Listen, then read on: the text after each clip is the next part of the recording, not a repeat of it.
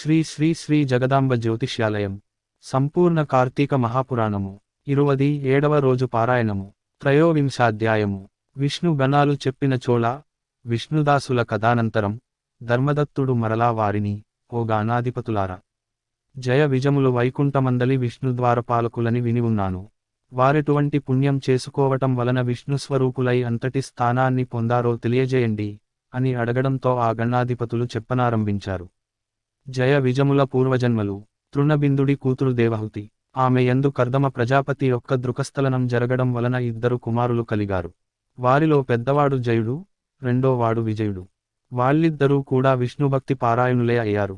అనంతరం అష్టాక్షరీ మంత్రాన్ని జపించడం వలన వాళ్ళు విష్ణు సాక్షాత్కారాన్ని కూడా పొందారు. వేదవిధులయ్యారు. యజ్ఞాలు చేయించడంలో ప్రజ్ఞ గలవారుగా ప్రసిద్ధి చెందారు. అందువలన మరుత్తుడనే రాజు వీరిద్దరి వద్దకు వచ్చి తన చేత యజ్ఞం చేయించవలసిందిగా వాంచి సున్నాచాడు. అన్నదమ్ములిద్దరూ కలిసి వెళ్ళి ఒకరు బ్రహ్మ మరొకరు యజకులుగా ఉండి ఆ యజ్ఞాన్ని దిగ్విజయముగా నెరవేర్చారు. సంతుష్టుడైన మరుత్తు వారికి ఆగణితమైన దక్షిణలనిచ్చాడు. ఆ సొమ్ముతో ఈ అన్నదమ్ములు ఎవరికి వారుగా విష్ణు యజ్ఞం నిర్వర్తింపదలచారు. తదర్థంగా మరుత్తు ఇచ్చిన మహాదక్షిణను పంచుకోవడంలో ఇరువురికి తగాదాలు వచ్చాయి. ఇద్దరికీ చెరిసగం అనేది జయుడి వాదం కాగా తనకు ఎక్కువగా వాటా కావాలని విజయుడు కోరాడు. ఆ వాదోపవాద క్రోధంతో జయుడు అలిగి నువ్వు మొసలివై పొమ్మని శాపం పెట్టాడు. అంతటితో జయుడు ఊరుకోక అహంకారంతో శపించిన నువ్వు సాహంకారి అయిన సామజమై పుడతావులే అని ప్రతిశాపమిచ్చాడు. ఇలా పరస్పర శక్తులైన ఆ సోదరులిద్దరూ విష్ణువర్చన చేసి ఆయనను సాక్షాత్కరింప చేసుకునినవారై తమ శాపాలను తత్పూర్వాపరాలను విన్నవించుకుని శాపవిముక్తికై ఆ శ్రీహరినే ఆశ్రయించారు. హే భగవాన్, నీకింతటి చేరువ భక్తులమైన మేము మొసలిగాను ఏనుగుగాను పుట్టడం చాలా ఘోరమైన విషయానికి కనుక మా శాపాల నుంచి మమ్ములను మళ్లించు అని మనవి చేశారు. అందుకు మందహాసం చేస్తూ అంబుజనాభుడు జయ విజయులారా, నా భక్తుల మాటలు పొల్లుపోనీకపోవడమే నా విధి. వాటిని అసత్యాలుగా చేసే శక్తి నాకు లేదు. పూర్వం ప్రహ్లాద వాక్యం కోసం స్తంభం నుంచి ఆవిర్భవించాను. అంబరీషుని వాక్యం ప్రకారం వివిధ యోనులలో దశావతారాలను ధరించాను. అందువలన మీరు సత్యం తప్పనివారై మీ శాపాలను అనుభవించి అంత్యంలో వైకుంఠాన్ని పొందండి అని ఆదేశించడంలో తదాదేశాన్ని శిరసావహించి ఆ జయ విజయలిద్దరూ గండకీ నది ప్రాంతాన మకర మాతంగాలుగా జన్మించి పూర్వజన్మ జ్ఞానం కలవారై విష్ణు చింతనతోనే కాలం గడుపసాగారు. అలా ఉండగా ఒకానొక కార్తీక మాసం ప్రవేశించింది. ఆ కార్తీక మాసములో కార్తీక స్నానం చేయాలనే కోరికతో ఎనుగైన జయుడు గండకీ నదికి వచ్చాడు. నీటిలోనికి దిగిందే తడువుగా అందులోనే మొసలిగా ఉంటున్న విజయుడు ఏనుగును గుర్తించి దాని పాదాన్ని బలంగా నోటగరిచాడు. విడిపించుకోవడానికి చేసిన ప్రయత్నాలు విఫలం కావడంతో గజదేహుడైన జయుడు విష్ణువును ప్రార్థించాడు. తలచినదే తడివిగా ప్రత్యక్షమైన క్షయవాహనుడు తన చక్రాయుధాన్ని ప్రయోగించి ఆ కరిమకరాలు రెండింటినీ ఉద్ధరించి వారికి వైకుంఠ ప్రాప్తిని కలిగించాడు. తదాదిగా ఆ స్థలం హరిక్షేత్రంగా విరాజిల్లసాగింది. విష్ణు ప్రయుక్త చక్రాయుధం యొక్క ఒరిపిడి వలన ఆ గండకీ నదిలోని శిలలు చక్ర చిహ్నాలతో కూడుకొన్నవయ్యాయి. ఓ ధర్మదత్త, నీచే అడుగబడిన వారైన విష్ణు ద్వారపాలకులకు జయ విజయులు వారిద్దరే. అందువలన నీవు కూడా డంబమాత్సర్యాలను దిగనాడి సమదర్శనుడివై సుదర్శనాయుధుడి చరణ సేవలను ఆచరించు. తులా మకర మేష సంక్రమణాలతో ప్రాతఃస్నానాలు ఆచరించు. తులసీవన సంరక్షణమందు నిష్టగలవాడివై ప్రవర్తించు.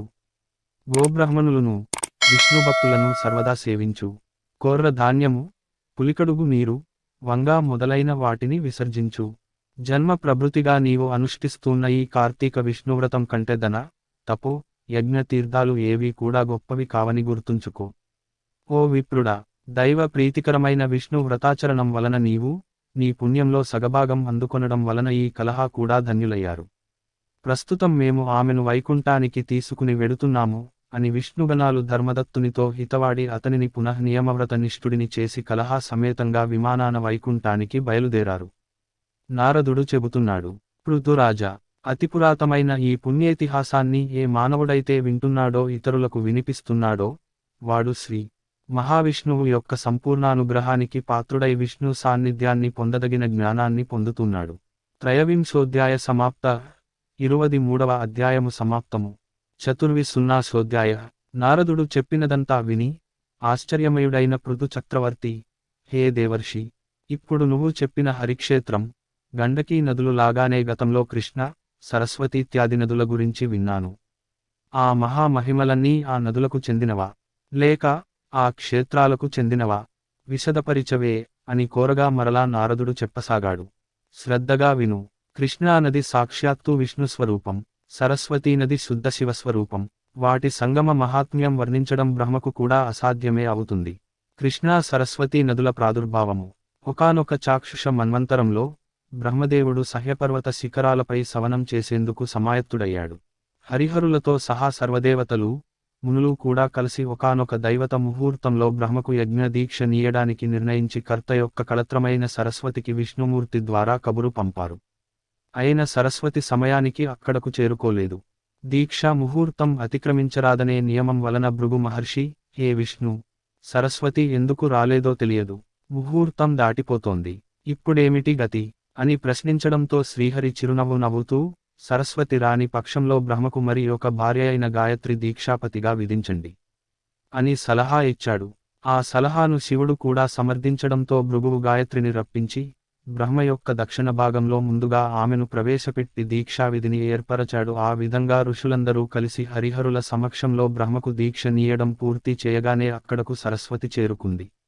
తన స్థానంలో దీక్షితురాలై ఉన్న తన సవతిని గాయత్రిని చూసి మత్సరవితయై, స్వరో వాచశ్లో అపూజ్య యత్ర పూజ్యంతే పూజ్యనాం చ వ్యతిక్రమ త్రీనిత్రత భవిష్యంతి దుర్భిక్షం మరణం భయం. ఎక్కడైతే పూజార్హత లేనివారు పూజింపబడుతున్నారో మరియు పూజనీయులు పూజింపబడడము లేదో అక్కడ కరువు, భయము, మరణము అనే 3 విపత్తులు కలుగుతాయి. ఈ బ్రహ్మకు దక్షిణ భాగాన నా స్థానంలో ఉపవిష్ణురాలైన ఉవిధ ప్రజలకు కనిపించినటువంటి రహస్య నదీ రూపమును పొందుగాక. ఓ బ్రహ్మ, విష్ణు, మహేశ్వరులారా, మీరందరూ ఈ యజ్ఞవాటికలో ఉండి కూడా నా సింహాసనాన నాకన్నా చిన్నదానిని ఆసీనురాలిని చేశారు. గనుక మీరు కూడా జడీభూత నదీరూపాలను పొందండి అని శంపించింది. ఆ సరస్వతి క్రుద్ధ వచనాలను వింటూనే చివున గాయత్రి దేవతలు వారించుకున్నా సరే వినకుండా, ఈ బ్రహ్మ నీకు ఏ విధంగా భర్తయో అదే విధంగా నాకు కూడా భర్తేనని విస్మరించి అకారణంగా శపించావు, గనుక నువ్వు కూడా నదీ రూపాన్ని పొందు అని ప్రతిశాపమిచ్చింది. ఈ లోపల హరిహరులా వాణిని సమీపించి, మేము నదులమైనట్లయితే లోకాలన్నీ అతలాకుతలమైపోతాయి, గనుక అవివేక భూయిష్టమైన నీ శాపాన్ని మళ్లించుకో మన్నారు. కాని ఆమె వినలేదు. యజ్ఞాదిలో మీరు విఘ్నేశ్వర పూజ చేయకపోవడం వలననే నా కోపరూపంగా యాగం విఘ్నుడి ఆగమయింది. పలుకుల పడతినైన నా మాట తప్పదు. మీరందరూ నదీరూపాలను ధరించి మీ అంశలు జగత్వాన్ని వహించవలసినదే. సమతులమైన నేను, గాయత్రి కూడా నదులపై పశ్చిమాభిముఖంగా ప్రవహించబోతున్నాము అని చెప్పింది. ఆమె మాటలు వింటూనే సకల దేవతాంశలు జడాలుగాను, రూపాలు నదులుగాను పరిణమించాయి. ఆ సమయంలో విష్ణుమూర్తి కృష్ణానదిగాను, మిగిలిన వారు ఇతరేతర నదీ రూపాలుగాను మారిపోయారు. బ్రహ్మ, విష్ణు, మహేశ్వరులు నదులై తూర్పు ముఖంగాను, వారి వారి భార్యలు నదులై పశ్చిమాభిముఖంగాను ప్రవహించనారంభించారు. గాయత్రి, సరస్వతీ నదీ రూపాలు సావిత్రి అనే పుణ్యక్షేత్రంలో సంగమాన్ని పొందాయి. ఈ యజ్ఞంలో ప్రతిష్ఠితులైన శివ, కేశవులు మహాబలుడు, అతిబలుడు అనే దేవతా స్వరూపులయ్యారు. సర్వపాప హరిణి అయిన ఈ కృష్ణానది ప్రకర్షోత్పత్తిని భక్తితో చదివినా, వినినా, వినిపించిన వారి వంశమంతా కూడా నదీ దర్శన స్నాన పుణ్యఫలవంతమై తరించిపోతుంది. ఏవం శ్రీపద్మ పురాణాంతర్గత కార్తీక మహాత్మ్యమందు 23, 24 అధ్యాయములు. 27వ రోజు. నిషిద్ధములు. ఉల్లి, ఉసిరి, వంకాయ. దానములు. ఉసిరి, వెండి, బంగారం, ధనం, దీపాలు. పూజించాల్సిన దైవము కార్తీక దామోదరుడు. జపించాల్సిన మంత్రము ఓం శ్రీభూతులసి దాత్రీ సమేత కార్తీక దామోదరాయ స్వాహ. ఫలితము మహాయోగం, రాజభోగం, మోక్షసిద్ధి. 27వ బహుళ ద్వాదశి రోజు పారాయణము సమాప్తము. శ్రీ శ్రీ శ్రీ జగదాంబ జ్యోతిష్యాలయం. మరిన్ని వీడియోలు కోసం మా ఛానల్ని సబ్స్క్రైబ్ చేసుకోండి. మా వీడియో అలర్ట్ కోసం గంట సింబల్ని నొక్కండి.